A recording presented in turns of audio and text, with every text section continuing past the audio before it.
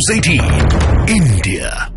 ये बहुजन हिताय बहुजन सुखाय नहीं चलते, परिजन हिताय परिजन सुखाय चलते हैं। ये सम्मान की बात करते, इनके यहाँ तो ऐसा था मान्यवर, इस देश में 2 ही प्रधानमंत्री हुए जिन्होंने अपनी सरकार में अपने अंदर गठित कमेटी के द्वारा अपने को भारत रत्न अर्पित किया। एक पंडित जवाहरलाल नेहरू और एक श्रीमती इंदिरा गांधी जी। जैसा मोदी जी ने एक बार कहा था कि लोगों ने उनसे पूछा कि आप साहब छुट्टी भी नहीं लेते, इतनी ऊर्जा कहां से पाते हैं? उन्होंने कहा था रोज 1 से 2 किलो गाली खाता हूं और उसके बाद उसी से ऊर्जा पाकर पुनः आपकी सेवा में लग जाता हूं। आज हम दुनिया के इकलौते देश हैं जो 2 परस्पर विरोधी देश हमको समान रूप से सम्मान देते हैं। अमेरिका कहता है कि India is our strategic partner और रशिया कहता है कि India is our traditional partner.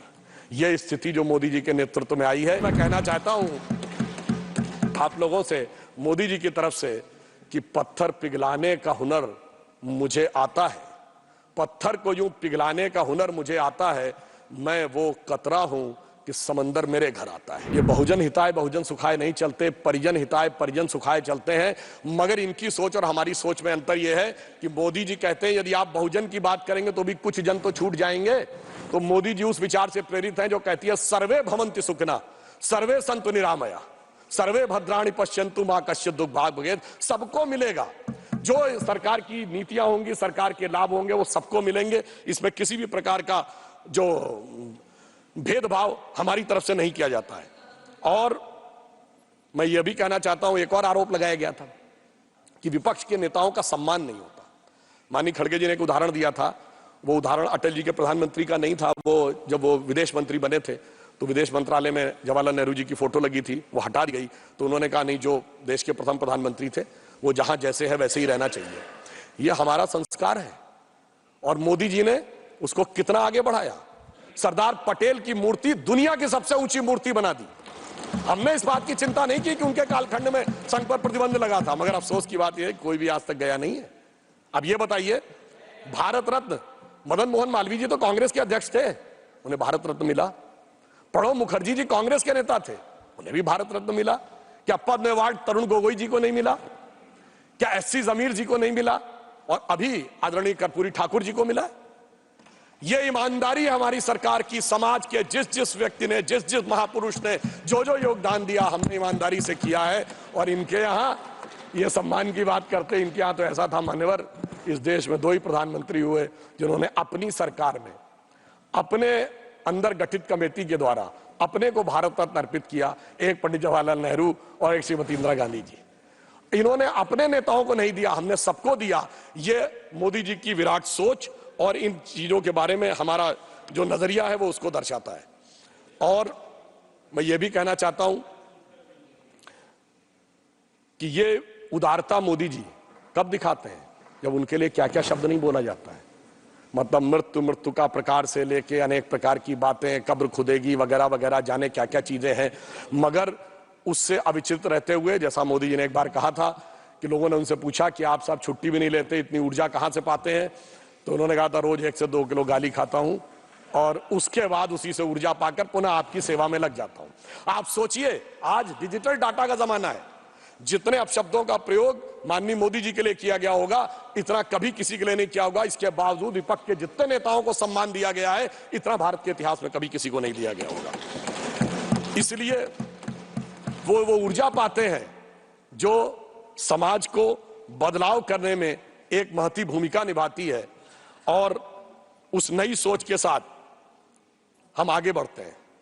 अब यहां अंत में मैं एक विषय ये कहना चाहूंगा कि वो नई सोच क्या थी, एक उदाहरण देना चाहता हूं। जब हमारी सरकार आई, इस देश में 2 हिस्सों में बहुत बड़ी समस्या थी।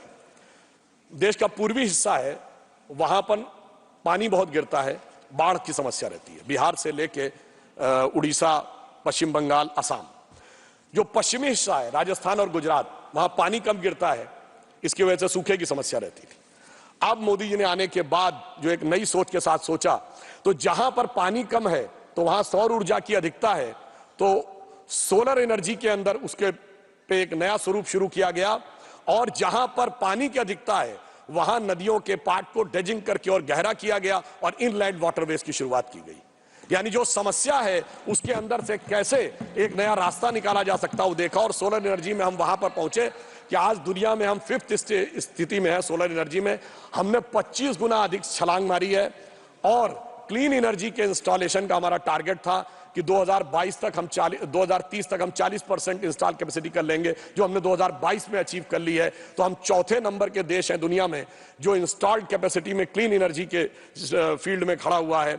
हम चौथे बड़े स्टॉक एक्सचेंज भी हैं, हम तीसरे बड़े ऑटोमोबाइल मैन्युफैक्चरर बने हैं, हम दूसरे बड़े मोबाइल हैंडसेट के मैन्युफैक्चरर बने हैं, और डिजिटल ट्रांजैक्शन में हम दुनिया में नंबर 1 है, इंफ्रास्ट्रक्चर में हम दुनिया में नंबर 1 है। और सभापति महोदय, डिजिटल ट्रांजैक्शन में 2022 में भारत में 46%, दुनिया का 46% डिजिटल ट्रांजैक्शन भारत में हुआ, जो इसके बाद के चारों देशों से मिलाकर उससे ज्यादा था। अर्थात एक नई सोच, सोलर एनर्जी, इनलाइन वाटरवेज और डिजिटल ट्रांसफॉर्मेशन भारत को एक नई दिशा में ले जाने में सफल रहा। तो मैं ये कहना चाहूंगा कि इस नई सोच के साथ इस अमृत काल में हमें आगे बढ़ना चाहिए और ईमानदारी से एक यथार्थ और स्वीकार करना चाहिए। महोदय, हमारे देश में क्या कोई ऐसी घटना हुई? अमेरिका में सिलिकॉन वैली बैंक और न्यूयॉर्क सिग्नेचर बैंक डूब गया, हमारे यहां कोई बैंक डूबा क्या? चाइना की सबसे बड़ी रियल एस्टेट की कंपनी एवरग्रांड डूब गई, हमारे यहां कोई डूबा क्या? चाइना के सबसे बड़े उद्योगपति जैक मा मतलब अघोषित रूप से गायब हो गए। वहां के सबसे बड़े जो बैंकर हैं बान फाओ, वो भी 1 साल से गायब है। इसके बावजूद, और अगल बगल क्या हो रहा है वो तो छोड़ दीजिए, जो पाकिस्तान और श्रीलंका में हो रहा है, इसके बावजूद इन परिस्थितियों में से जिस ढंग से मोदी जी ने इसको निकाला है, तो मैं कहना चाहूंगा कि आपको उनका साथ देना चाहिए और उनका सहयोग करना चाहिए। ये काम इतना आसान नहीं था, और आज स्थिति सिर्फ इतनी नहीं बनी है। आज हम दुनिया के इकलौते देश हैं जो 2 परस्पर विरोधी देश हमको समान रूप से सम्मान देते हैं।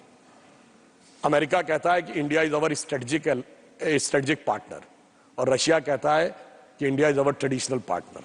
यह स्थिति जो मोदी जी के नेतृत्व में आई है, ये दुनिया में किसी दूसरे देश के पास नहीं। इसलिए मैं कहना चाहता हूं आप लोगों से, मोदी जी की तरफ से, कि पत्थर पिघलाने का हुनर मुझे आता है, पत्थर को यूं पिघलाने का हुनर मुझे आता है, मैं वो कतरा हूं कि समंदर मेरे घर आता है। और मैं अंत में यह भी कहना चाहता हूं कि आज भारत एक नए स्वरूप की तरफ आगे बढ़ रहा है।